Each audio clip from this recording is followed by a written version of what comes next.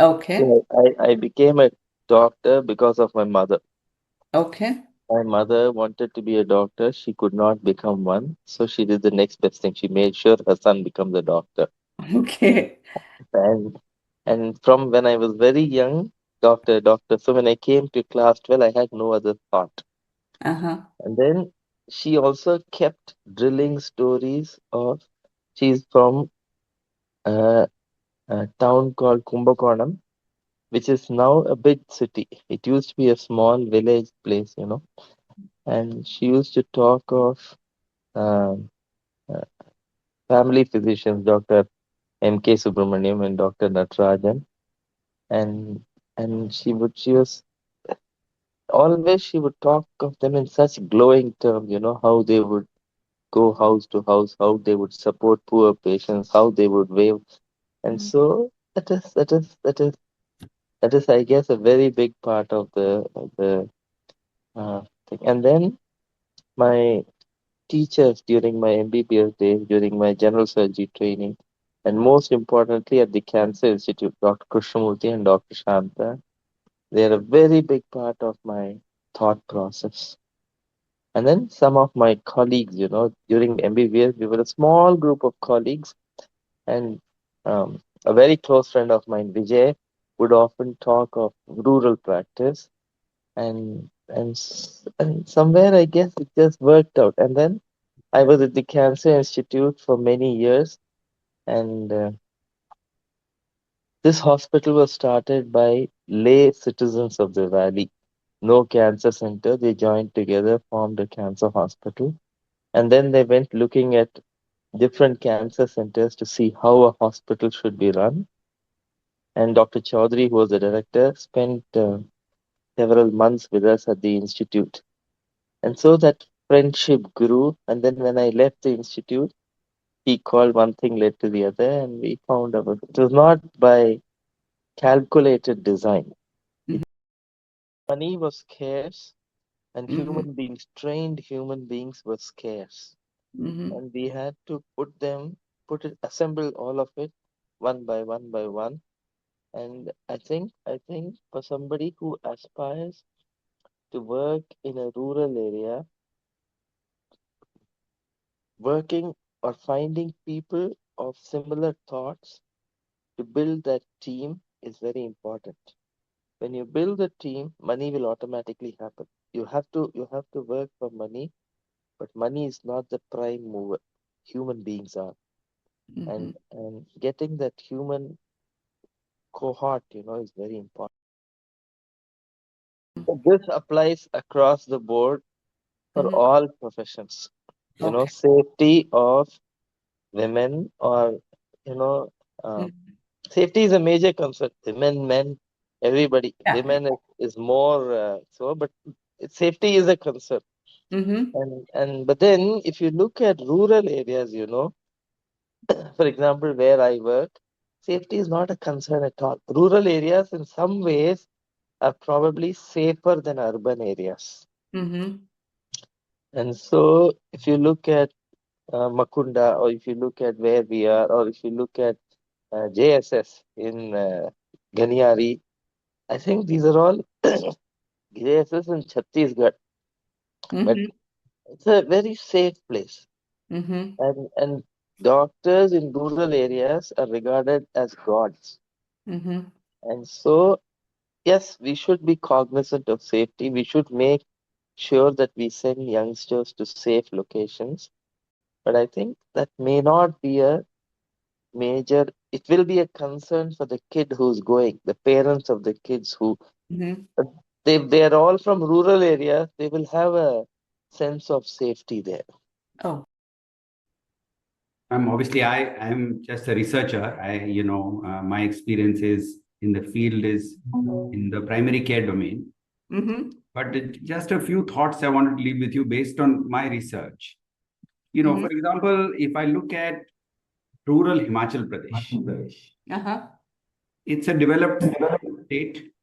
It's a Uh-huh. state that is not Bihar or UP or one of those places.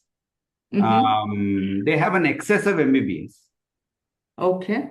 but almost 30% more MBBS than they need, but an 80% shortage of specialists. Okay. Now, the DNB program, Mm-hmm. or if you look at the College of Physicians Surgeons in Mhm. Bombay, Mm-hmm.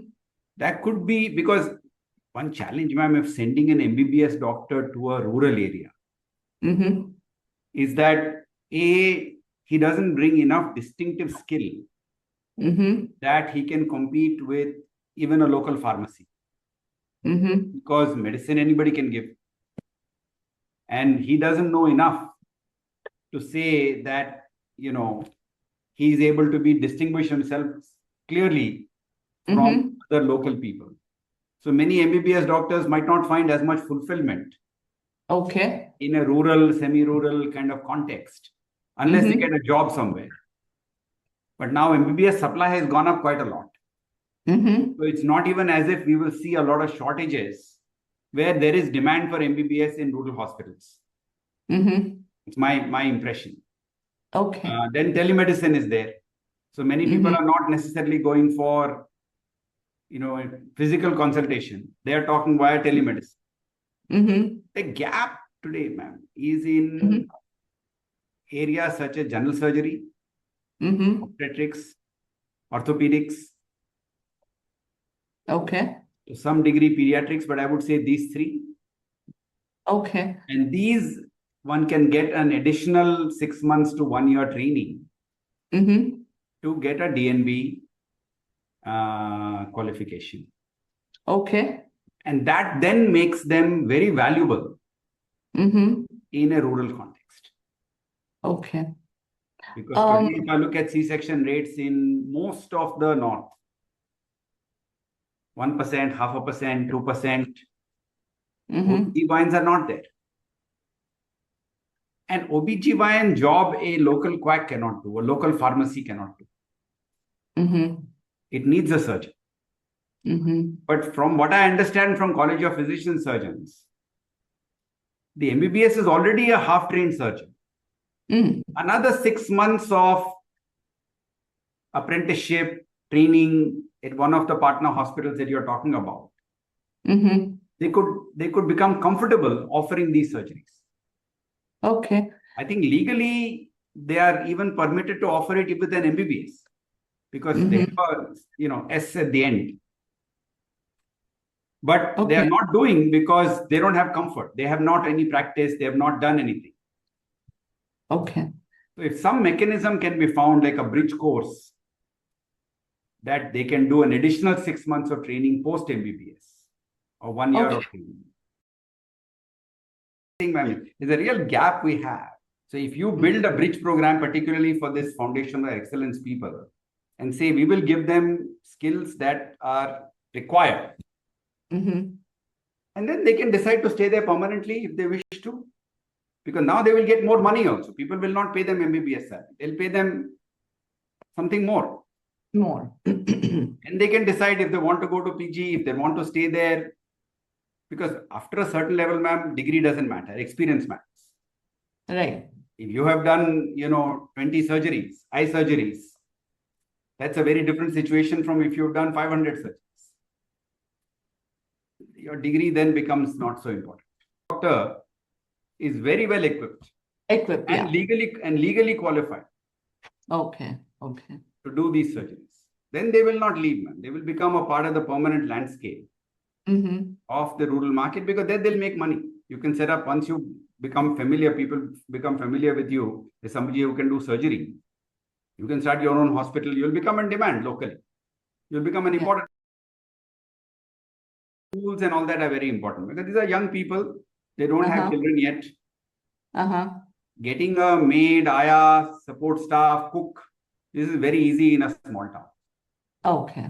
That is not, on the contrary, is much harder in Bangalore than it is in a small town. In small town, there is a lot of availability of labor. So one can live a very comfortable life in a small place at a very low cost, quite easily. Even better than, in a way, quality of life relative to, say, a city like Bangalore or Bombay. So, my own sense is, are they doing something valuable? Are they gaining something valuable? Mm-hmm. These would be the important considerations. It is actually, in fact, it is the respect you get in the society is Uh-huh. enormous when you compare to in the cities. In fact, both my daughters are doctors. Uh-huh. I did not force them to become doctors, Mm-hmm. but they voluntarily wanted to pursue medicine because the respect they get in the even they get the respect in the schools anywhere. Because Okay. she's such a doctor's daughter. That's a doctor. Okay. Anywhere they go, they get the respect.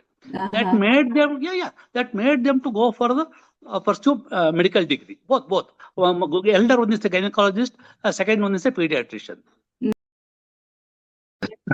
It's the say, I just told you, I am in rural setup. Uh-huh. My two doctors are doctors. Uh-huh. They have studied here only. They have become Okay. doctors. So if you, I mean, study if you are interested, definitely you can do it. Okay. That's not an exam. Many times we have seen the first time student from the rural areas. Many times we see it. So Okay. it's not an excuse for not going to the rural. Okay. Mm-hmm. Taluk headquarters are, in fact, educational opportunities in Taluk headquarters are really good. Almost any taluk, but not in the very periphery. But in Taluk headquarters, they are okay.